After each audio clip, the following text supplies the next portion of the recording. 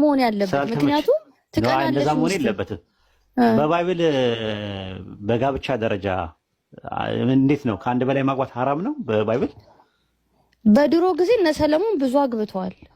እንደ ዳዊት እኮ እነሱ ስላገቡ ነው። ግን ፈጣሪ ሐላል አድርጎታል ለማግባትን? አላረገውም በጭራሽ የለም። ዘዳግም 21 ላይ አንድ ሰው ሁለት ሚስቶች ቢኖሩት ይንከባከባት ለምን አለ ፈጣሪ? ክልክል ከሆነ ዘዳግም ላይ ይላል እንዴ? ምን ዘዳግም? 21 ላይ ማለት ነው። ቆይ ጥቅስ አሁን አለ። እስቲ አውጣና አስነበበ። እሺ አቡ ሳላ ትችላለህ ማውጣት? አንዴ ያወጣልኝ። ዘዳግም ስንት ነው ኡስታዝ? 21 ዘዳግም አንዴ ስልክ እያበራሁት ነው። 21 ስንት? ችግር የለም 21 17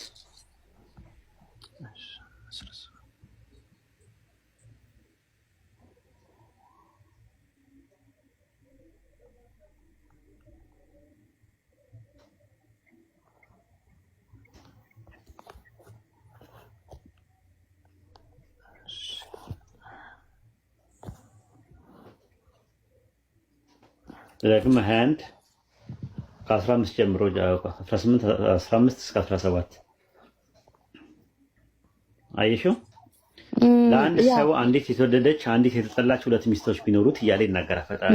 ከዛ ማድረግ ያለበትን ይሄን ያድርግ እያለ ይናገራል። ብሉይ ኪዳን ሚስቶች ቢኖሩት ገባኝ። ችግር የለውም ግን ፈጣሪ ግን ሐላል አድርጎታል እዚህ ላይ አይደል? አድርጎታል እዚህ ጋር ለአንድ ሰው አንዲት የተወደደች አንዲት የተጠላች ሚስት ቢኖሩት ለእርሱ የተወደደች ደግሞ የተጠላች ልጅ ቢወልዱ በኩር ከተጠላችሁ ሚስት የተወለደው ልጅ ቢሆን እኩል ይውደዳቸው ነው የሚለው። ደግሞ ብዙ ሚስቶችን ለዳዊትም ሰጥቶት ነበረ። ሁለተኛ ሳሙኤል 12 ምዕራፍ 12 ብሉይ ኪዳን ላይ ነው ከኢየሱስ ክርስቶስ ገባኝ። ግን ሐላል ነው ግን ብሉይ ኪዳን ላይ ሐላል ነው ታውቂያለሽ። ከአንድ በላይ ማግባት ኦፍ ኮርስ ሐላል ነው፣ ሐራም አይደለም፣ የተከለከለ። አሁን አዲስ ኪዳን ላይ ተመጪና ኢየሱስ ሐራም ያደረገበት ኢየሱስ ክርስቶስ ሲመጣ ሐራም የሆነበትን የተከለከለበት አለ ጥቅስ ሲኖር ይሆን?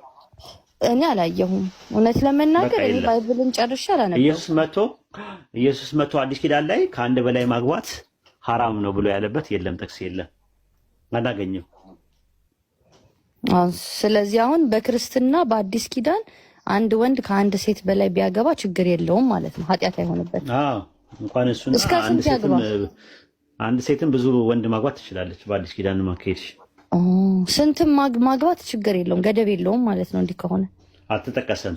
አሁን በእኛ ምንድን ነው የሚለው? አለማስተካከልን ብትፈሩ አንድ ብቻ አግቡ ነው የሚለው።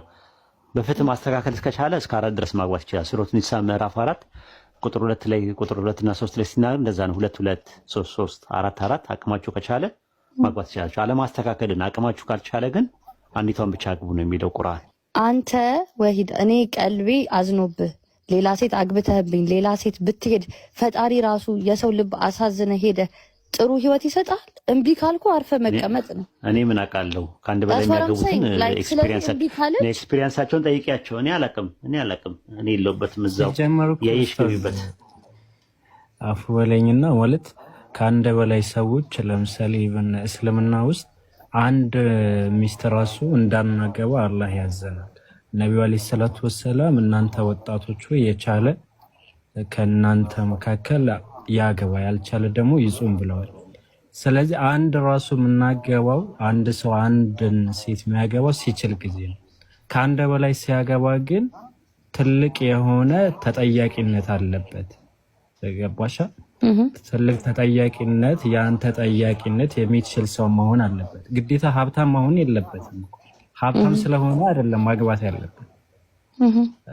ያ ሳይሆን ትልቁ ነጥብ ምንድነው? ያ ሰውዬ ምን ያክል ፍትሃዊ ነው የሚለው ላይ ነው።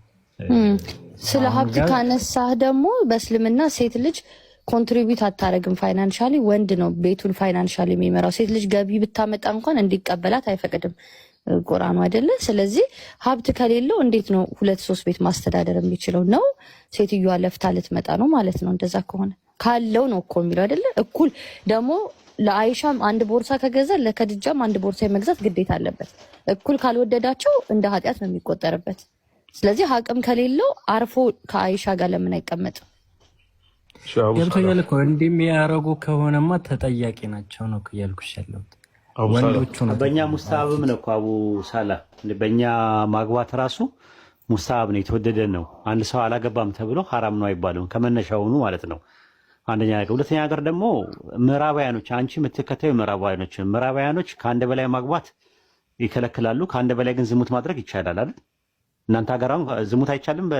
አንድ ሰው ከአንድ በላይ እኮ ዝሙት ማድረግ ይችላል። አግብቶ ከሌላ ሴት ጋር ቢማግጥ አሁን ለምሳሌ አንድ ኢትዮጵያዊ ነበረ፣ ባቡር ጣቢያ ነበር የሚሰራው የነበረው እና አንዷ ፈረንጅ መታ፣ እዛ ለስራ መታ፣ ተገናኙና አመጣችው። አጋጣሚ ታመመ።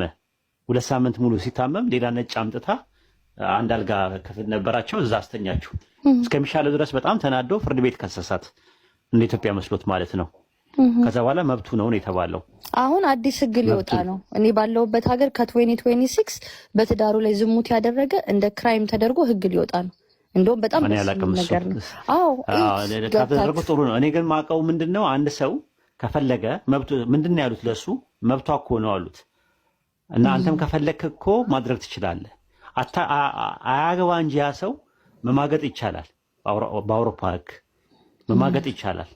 እንዲህ አይነት ነገር ነው ያለው። ስለዚህ አንድ ሰው መማገጥ ከአንድ በላይ ማግባት ሐላል ነው በእኛ በኢስላም። ከአንድ በላይ ደግሞ መማገጥ ደግሞ ሐላል ነው። ከአንድ በላይ ማግባት ሐራም ነው በምዕራባውያኖች። አዎ በጣም ትክክል ነው። በህጉ ከአንድ በላይ ግን ዝሙት ግን ይቻላል። ራሱ አንድ ሰው ሄዶ ሌላ ሴት ጋር ሄዶ ቢያድርና ቢማግጥ ለምን ማገጥክ ተብሎ አውሮፓ ላይ አይከሰስም፣ መብቱ ነው የሚባለው። አሁን ይሄንን ህግ ግን አሜሪካኖች ምን አሉ? ይሄ ነገር ከ2026 በኋላ ትዳር ላይ ቺት ማድረግ እንደ ክራይም ተደርጎ ትከሰሳለህ። ማን ያለው እንደዛ? አሁን ይመጣል። ኮንስቲቱሽን ይሄኛው አሁን ቆይ